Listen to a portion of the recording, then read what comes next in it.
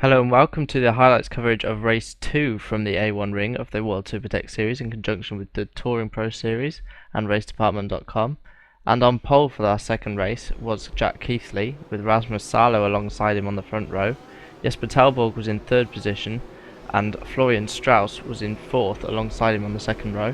Ben Tusting was in fifth position with Chris Butcher in sixth, James Johnson in seventh and David Yunt in eighth position, with Ben Davis and Rob Musgrove rounding out the top 10. So once again we've got Jack Keithley on pole, and he's going to be once again on the right hand side of your picture, with Rasmus Salo on the left as they head towards the start finish line waiting for the green flag signal. And there it goes, and Jack Keithley's on the right hand side and makes a good getaway, and Florian Strauss immediately alongside Rasmus Salo, and they're going to make it 3 wide into turn 1. Chris Butcher having a look at Ben Tusting as well in the background, and Strauss going up the inside, and they all run wide at the front. Telborg rejoining as well, and he rejoins in second position, and Ben Tusting looking for a move, and that's Sergio Perez and David Yunt out breaking themselves and running wide, and they're going to have to rejoin back on the track. Hope they don't hit anyone, they just avoid contact with each other in fact, and they all get through there unscathed. And James Johnson has dropped back a little bit, it seems. He's the car in front of us, and that's him battling with Wayne Morgan.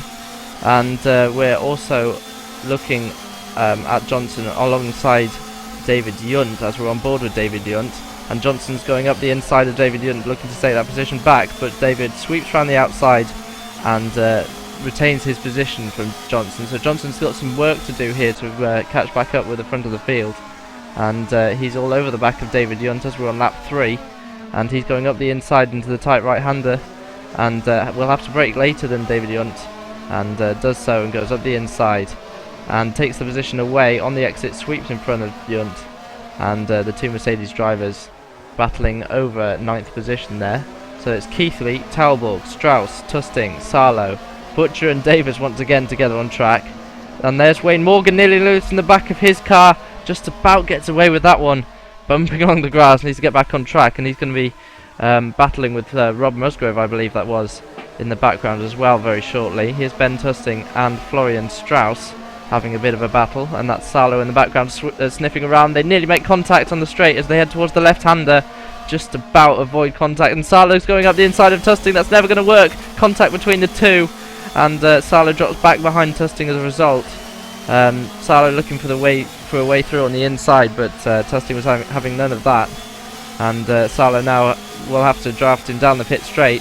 He just about got the better run there as Tusting bumped over the curbs and onto the gravel a little bit, so Salo's up the inside. He's got a bit of an overlap, he needs to brake a little bit later than Tusting. Tusting needs to give him room as well, and Salo gives Tusting no room on the exit. Tusting nearly into the barrier and has to bump over the grass to rejoin the track, but Salo takes the position away from Ben Tusting, and Tusting just about got away with that one. Here's Telborg battling with Keithley for the lead. He's on the outside of Keithley as they head through turn 3. And that's Butcher losing the back end of his car, and he's around, and he's just about been avoided by Ben Davis, and Butcher trying to rejoin, and that's Wayne Morgan coming through as well, nearly hits him. And in the foreground there's Ben Davis into the wall as well as a result of missing Butcher. Got a wheel onto the grass and managed to spin into the barrier, and now we've got a battle between Keithley and Telborg for the lead once again. Telborg on the outside, and that's Florian Strauss as well, looking for a way by, and Telborg going round the outside of Keithley. There's no way through there. He's going to have to come back onto the track and have another go into turn 2, and he's back in the slipstream of the Englishman. On the outside now, Keithley goes defensive, and Strauss still looking for a way past the pair of them, and Keithley sweeps in front of Telborg, so retains his position, and Strauss still sniffing around, and Salo's caught them up as a result of their battling as well, and Tusting looks like he wants to join the back of the train as well.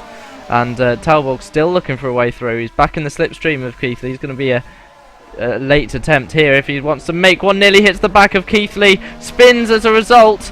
Just a little bit too hot there for Telborg into that corner. And loses the back end as a result. And that's Johnson making his way through as well. So he's made good progress in the early laps. And David Yunt right behind him. Here's Rob Musgrove and the recovering Chris Butcher. And Butcher's in the slipstream as they head down the pit straight. On the inside of Rob Musgrove as they head towards turn 1, and Musgrove probably will give him this position, and Butcher turns in first, and indeed takes the position away from Rob Musgrove, and that's Nikola Ilivanov in the background as well. Once again, we're back with the leaders though, and that's Keithley and Talborg, and sorry, Johnson and Talborg.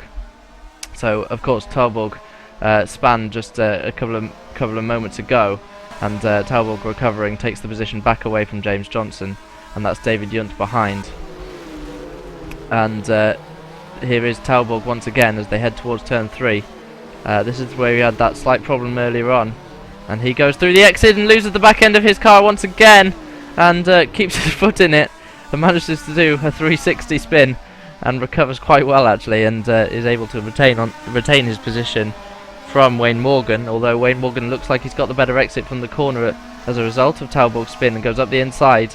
He's going to have to slow that one down pretty quickly, and Talborg's looking for the cutback, but it's a left-hander after this, so Talborg's going to be on the outside of Wayne Morgan, and it looks like Morgan has taken that position away. Indeed he has, although Talborg on the curb looking for a cutback, but no way through there, so now he's going to have to draft him as they head towards the final couple of corners. And Talborg looks like he's got the run. He's on the inside of Wayne Morgan. This is a fast right-hander, so there's not much of a braking zone, and turns in earlier than the Englishman, runs out onto the curb, and takes the position back from Wayne Morgan. Here's David Yunt, and he's run a little bit wide onto the grass, and trying to brake on the grass is not a good idea in these cars, and he looks like he's lost control and spun in the final corner. Lucky not to hit the inside barrier, and Talborg's coming through here as well, and he'll have better momentum as they head towards turn 1, and indeed he goes up the inside of David Yunt. And in the background we've got Butcher and Morgan as well, and Morgan's covering from Butcher. Butcher trying to make his way through, and Morgan taps the back of David Yunt into a spin, and that's a bit of an unfortunate spin there for Morgan. He was merely defending from Butcher, but braked a little bit too late and tapped the back of David Yunt. So now David Yunt has Butcher for company. Let's have a look at a replay. So yes, indeed, Morgan covering from Butcher taps the back of David Yunt and loses control, and has to. It looks like he stalled the engine actually there on trying to recover. Now we're back with the front of the field, and Salo drafting Strauss, and Keithley's on the inside as well. So Keithley in the Mercedes, Strauss and Salo in the Audis, and Keithley's running Strauss to the outside of the track, and Salo sniffing around looking for a way through. And they're having a good ding-dong battle at the front of the field. But here's David Yunt and Chris Butcher, and Chris is looking for a way past David Yunt. He's going up the inside, and looks to be taking that position away. He's braked a little bit later than Yunt and goes through on the inside. Yunt getting the better exit though. He used all of the track there to get the better exit, but Butcher, his traction plenty good enough to retain that position. Here's Jack Keithley and Florian Strauss. Obviously Salo's made a little bit of a mistake in the last couple of laps, and Strauss is on the inside now of Jack Keithley. Strauss showing very well here at A1-Ring, and he's going up the inside of Keithley and takes the position away from the lead of the race. So this could be Strauss's first win in the WSS if he manages to hold on to this lead, although Keithley, our championship leader, has shown very good pace all season and must be confident of holding on to that position, or taking it back I should say. Here's Salo and James Johnson. We're looking back at Salo from James Johnson's car, and Salo a little bit of damage to the front right of his car, so obviously there's been some contact with perhaps a barrier or another car, and Salo's going up the inside of Johnson and takes third position back from the Englishman. So Johnson will have it all to do, although the A1-Ring does lend itself to multiple overtaking manoeuvres with the opportunity to draft back an opponent. Here's Nikola Ilivanov looking to take a position away from Rob Musgrove, and he's going up the inside into the final couple of corners.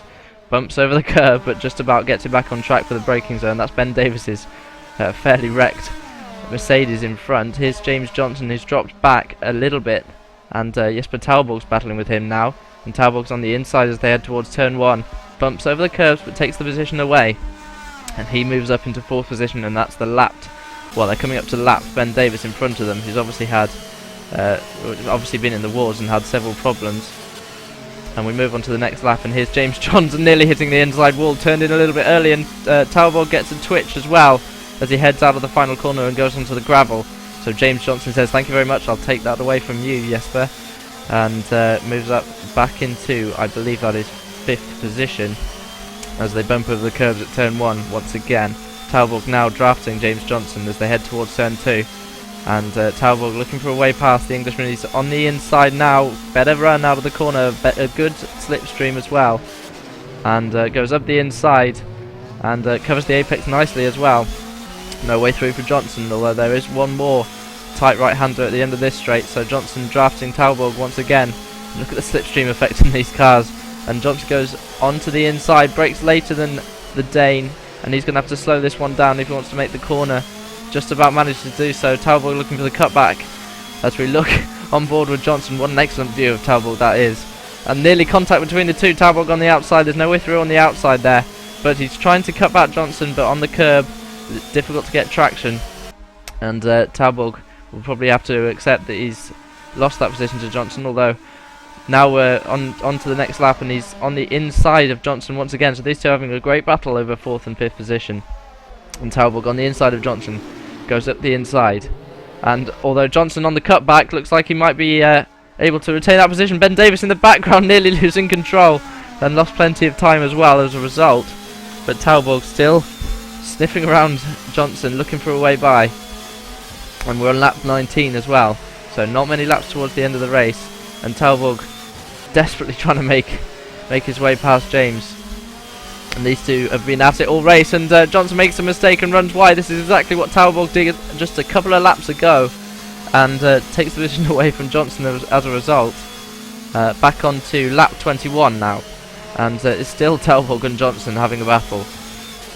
And Talborg just has to keep it neat and tidy if he wants to make the flag ahead of Johnson, although he nearly lost control out of the final corner. A huge sideways moment and excellent car control from Talborg to keep that one gathered up.